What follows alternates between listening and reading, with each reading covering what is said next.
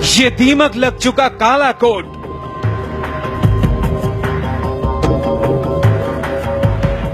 ये फटी सदरी,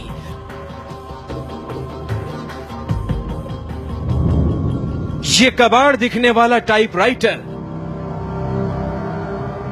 इसी फटे पुराने काले कोट से हिंदुस्तान को लोकतंत्र का कवच मिला। तार तार हो चुके इस कोट से आपको वोट का अधिकार मिला। इन फटी टाइयों ने 120 करोड़ लोगों को आवाज दी है। चीथड़े चीथड़े हो चुके कुर्ते की वजह से ये संसद बनी है। 63 साल पहले इस टाइपराइटर से देश को संविधान मिला था।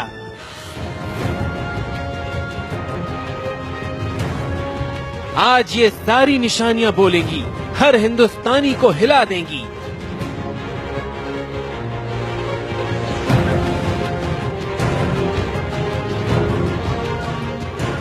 प्रधानमंत्री से लेकर राष्ट्रपति तक से ये पूछेंगी,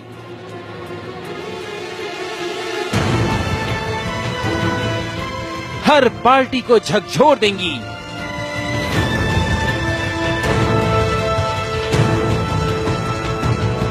और हम भारत के नागरिक बोलेंगे, हम शर्मिंदा हैं।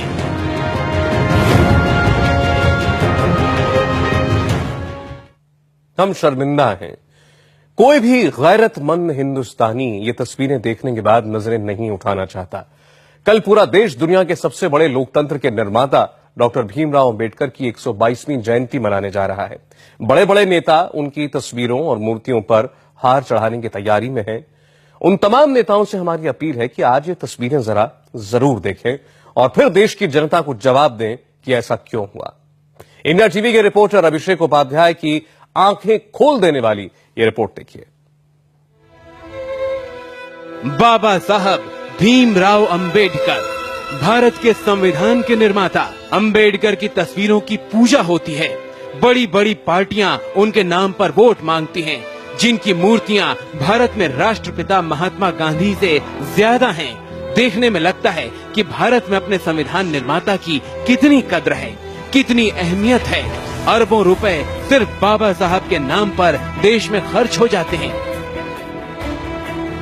उनके बारे में बनाए गए कार्टून से देश की संसद ठप हो जाती है, हिंसा भड़क जाती है, केंद्र सरकार माफी मांगती है। लेकिन ठहरिए, आज इंडिया टीवी आपको जो तस्वीर दिखाने वाला है वो चीख चीख कर कहेगी कि अंबेडकर के नाम पर देश में कितना बड़ा आडंबर हो रहा है। अब आने वाली हकीकत को जरा गौर से देखिए। चलिए चिंचोली, बाबा साहब अंबेडकर की दीक्षा भूमि नागपुर के पास। इस इमारत में बाबा साहब अंबेडकर की तकरीबन सारी निशानियां हैं। करीब 400 वो नायाब निशानियां जिन्होंने भारतवर्ष यानी इंडिया की बुनियाद पड़ते देखा है।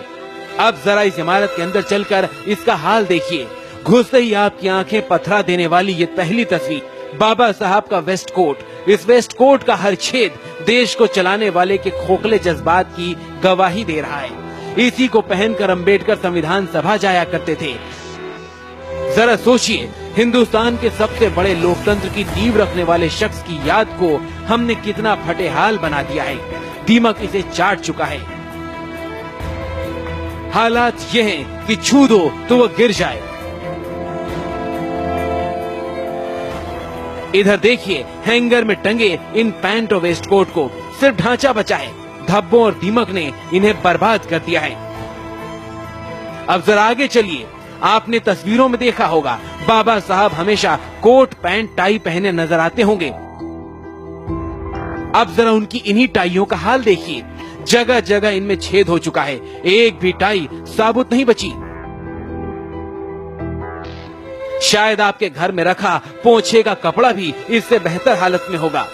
ये है बाबा साहब के कुर्ते, वो कुर्ते जो वो जनसभाओं में या फिर अपने घर पर आराम के वक्त पहना करते थे। किसी को कीड़े खा गए हैं तो किसी को नमी जर्जर कर रही है। और अब ये तस्वीर देखिए। इस तस्वीर जैसी शेरवानी रद्दी का टुकड़ा लग रही है। शायद ही कोई कोना हो जो साबुत बचा हो। हर तरफ छेद ही छेद, हर तरफ दीमक के निशान।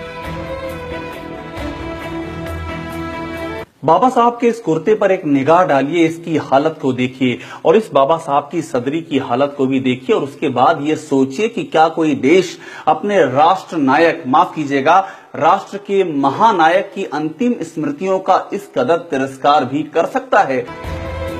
बाबा साहब, आज हम शर्मिंदा हैं। शायद ही दुनिया के किसी भी देश ने अपने महानायक की यादों के साथ ऐसी बदसलूकी की हो। बाबा साहब के सफेद कोट को हमारी बेकदरी ने काला कर दिया है, लेकिन दुख है कि इस कालिख पर न संसद जाम होती है, न नेता बयान देते हैं और न ही किसी सरकार की नींद खुलती है। बाबा साहब के इस कोट पर जरा गौर कीजिए। सिर्फ यही कोट नहीं, बाबा साहब का एक और कोट है जो मैं आपको दिखाने जा रहा हूं। बाबा साहब का ये कोट, इस पर भी ध्यान दीजिए।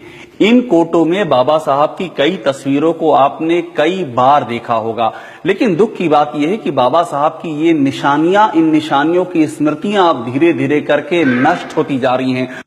यहाँ की हर तस्वीर एक एक तमाचा है उन लोगों के चेहरों पर जो बाबा साहब के नाम पर राजनीति तो करते हैं, लेकिन हकीकत में बाबा साहब के सिद्धांतों और उनकी निशानियों से इनका कोई लेना देना नहीं है।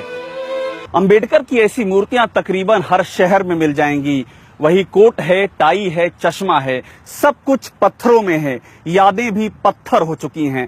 अंबेडकर की इन स्मृतियों को पत्थरों के रूप में आप तमाम जगहों पर देख सकते हैं, लेकिन जो हकीकत में स्मृतियां हैं वो एक कमरे में दीमकों के हवाले कर दी गई हैं। उनकी सुध लेने वाला कोई